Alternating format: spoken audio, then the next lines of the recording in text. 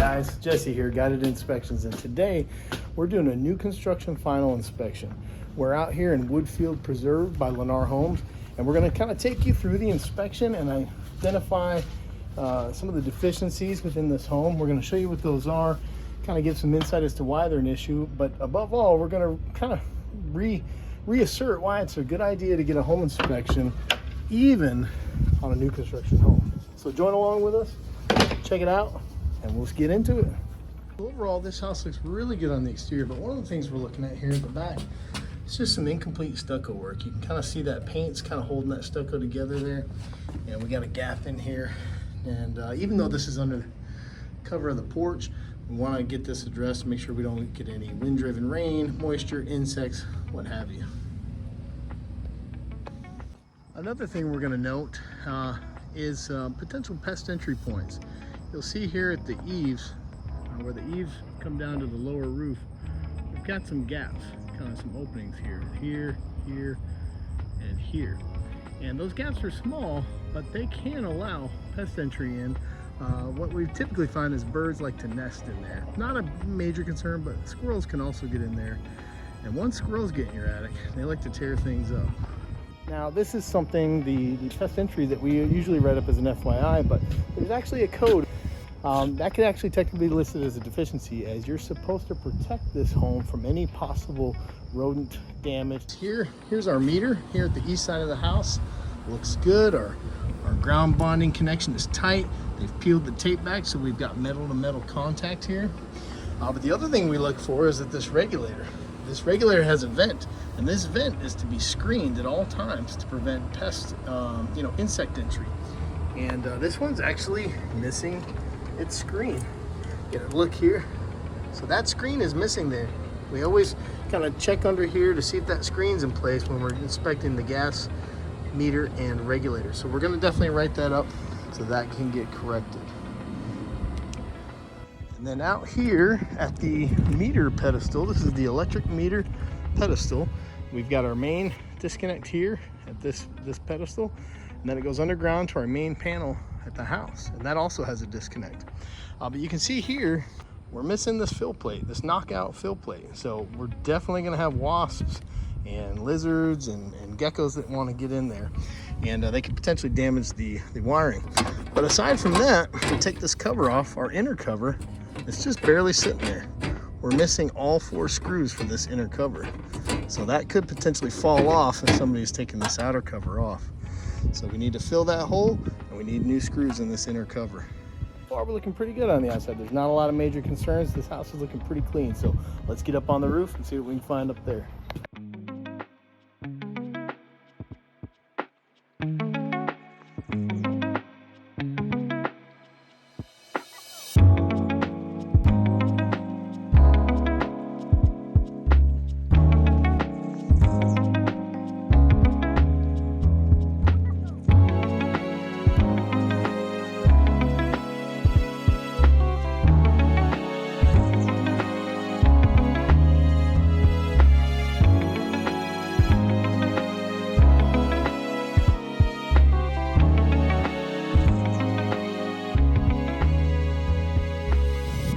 Okay, so overall this roof looks pretty good. Now a few things we like to note while we're inspecting the roof. We've had recent rain and this roof surface is wet like this one is. We like to annotate that in our limitations section of the roof report. The reason is because when these shingles are wet, they get a darker appearance, and sometimes certain things can be harder to see. Now this is more so the case on existing older roofs, not so much new ones, but we do annotate that in the limitations. The main thing we're finding today on this roof is we've got about 2 or 3 exposed nail heads, or as people in the industry like to refer to them as shiners. And so we just want to point those out so those get sealed up. Another thing we're going to note, let me show you over here. So on a lot of these penetrations, we've got some additional layering of materials, shingle materials, kind of as they weave in this vent boot, or over here, or excuse me, vent hood, or over here this boot. They're weaving in additional layers to kind of really help waterproof that. Here at the furnace vent, they've done that, but they've used the shingle material upside down. So what we have exposed is the fiberglass asphalt material with no granules. We lift this up, there's granule material under here. So they really use that upside down, and this material is going to deteriorate much quicker than any of the surrounding shingle material. And lastly, we have just a few shingles that have some minor damage to them. They're not critical, but we'll still note those in the report and see if the builder will take care of those for our client. All right, let's head off the roof, go inside and see what we can look at. Okay, so first thing I'm noting here in the garage is that our garage door operator is not working. We're getting no power at the control button and nothing's going on here. We do have power at the plug, but if you look close, the plug is the only wire wired into the operator. Typically we have low volt wires coming down here that go in, and those wires connect to the auto reverse sensors and the control button. So that wiring has not been installed yet. It's likely tucked up in the attic somewhere here, and we just need to get that installation completed. The thing we're noting here is our auto reverse sensors. If you look here, we measure from where the door makes contact with the floor, they're at about 8 3/4 inches. The manufacturer of all garage door operators recommends no more than 6 inches for safety. So we're gonna note that and have these, see if they can lower these sensors. Okay, friendly reminder for you new inspectors, always look in the oven before you start it. Oh, that would have reacted well to 350 degrees. And one of the things we do, particularly in new construction homes, is we take the covers off these plugs under here, or anywhere where we have cabinetry. Now, when you have a receptacle that's pulled out of the junction box like that in order to meet the cabinet, we leave a large gap between the junction box and the surface of the face of the receptacle. And if we do that, we're required to put in extension rings, and sometimes we don't find them here, so we're gonna note that. Another area where we check for that is at the backsplash receptacles. So this is what it looks like when they've installed the proper extension ring. That white box closes off the gap between the receptacle and the recessed junction box. So that's perfect here. We just need to get them taken care of down there. So this is an interesting find. So kitchen countertop receptacles. Okay, we have all these receptacles serving the kitchen countertops. There's supposed to be 2 separate circuits, both GFCI protected. Now, if we look close, we've got a GFCI plug there and a GFCI plug here, and then the rest are standard plugs. In theory, these should all be protected by one of these here. But what we have is these receptacles, one of them has likely been installed in an improper location. If we trip that, it trips. If we trip that, it actually trips this one. If we trip any of these, it trips kind of both of these, or maybe this one, but you can't reset that until you reset that, or vice versa. Meanwhile, these two are not protected at all. So we just have a goof up on where these 2 plugs were installed. The electrician can come out, kind of figure that out and get that right. This is one that may get some conflicting viewpoints from other inspectors. The new electrical code says no countertop receptacles are to be installed unless they're pop-up or we have an elevated curb that allows them to be in the face. Here we've got this plug here. Now the builder clearly intended this to be another wall receptacle, but given its location and the new rules for kitchen islands, that's going to be a concern, and we're going to write that up as an improper receptacle placement. Ideally, that should be removed and not be there unless it meets the 2 criteria that the current code allows for on kitchen countertop islands, or kitchen island countertops. All right, kitchen disposer.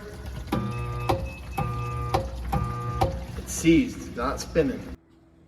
And that's why she's not working. Lots of debris down in there. Okay, on these exterior doors here at the front, you can see we're kind of rubbing here. And that also is the case at our back door. So we need some adjustments. 134.6 degrees, that's pretty hot for this hot water. So we're gonna recommend they adjust the tempering ring here in the valve and or adjust their water heater temperature. 120, 125, that's really the max that the hot water should be. All right, here in this bedroom, we've got a window with a damaged lift support. It blew right through the top of the window there. So that lift support mechanism is on both sides of this sash, and it's what allows you to open the sash easily and have it stay open. So when they're damaged like that, this will be very difficult to open, or it'll open kind of crooked. We're not even going to try to attempt to open this window today, just because we know that's damaged, and any attempts we make could damage it further. Okay, so now we're here in the attic, in an area that every home inspector in Texas loves. But today we're doing okay. It's actually rainy out.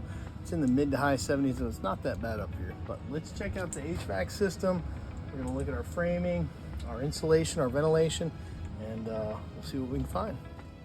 Okay, here with our HVAC system, this is our evaporator coil. This is where all the cooling happens. We have these drain lines because that coil is gonna sweat, produce condensation that needs to drain out.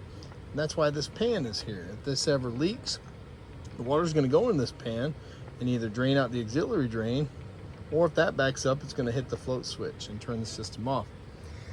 So to prevent a lot of that, we want to make sure all debris and insulation that you see back here is taken out of that pan. If this pan does start to fill up for whatever reason, that stuff's going to want to clog the drain line on the pan. So anytime we see debris in the condensate drain pan, we recommend that it's removed. Oh, surprisingly not a whole lot going on in the attic. So now, final part of the inspection, irrigation. We're gonna run this system through. Looks like we got about 7 zones. We're gonna run it through, check for operation of the heads. We've already identified the main required components, the isolation valve, the backflow preventer, the rain sensor. So we're gonna run the system through, check it out. We do have the CAD drawing here, so that's nice. If we don't have that, we typically recommend they get that from the builder. And yeah, let's see if we can end this with a clean irrigation. This house is looking good. Similar to our limitation on the roof regarding rain and the wet roof surface, we have the same thing for the irrigation system. If we come out and it's been raining for a while and we feel that the ground is soggy and saturated, we note that in the inspection report under limitations, because that can sometimes hamper our ability to clearly identify a subsurface leak with the irrigation system. So oftentimes we can still detect that through drop in pressure in the heads, or an excessive amount of water that runs out maybe during zone operation. But for the most part, when the ground is wet and soggy, we want to note that, because it is a limitation factor.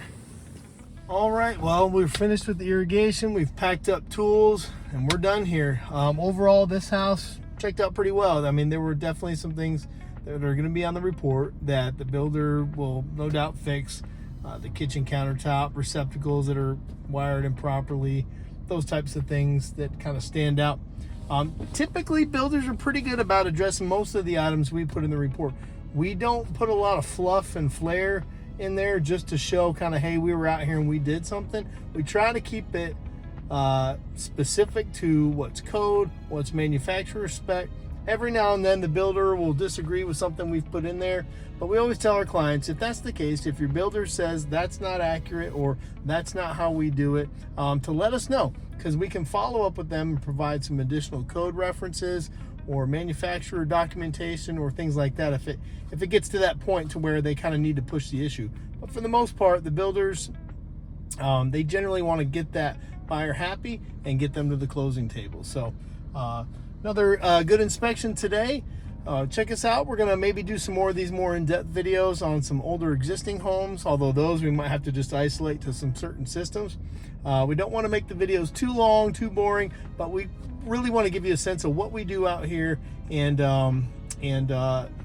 inform you guys if there's something you're not tracking on. We want to educate and hope you learn something. So Jesse Bryant, Guided Inspections, give us a call and let us help you discover your new home.